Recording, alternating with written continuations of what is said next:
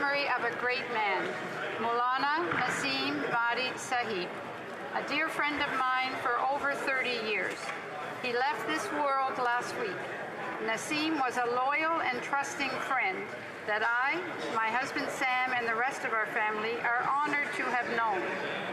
He was born in Pakistan, arriving in Canada in May 1985 as head of the Canada Jamaat, as well as serving in many other countries.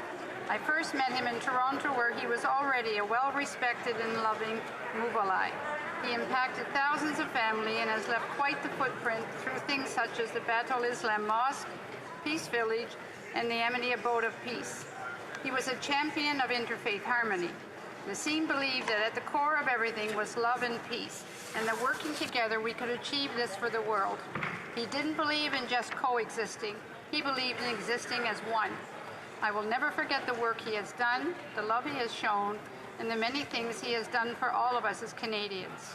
Naseem, your legacy of love and community remains, and I thank you for sharing it with me and every other person that was blessed enough to have encountered you.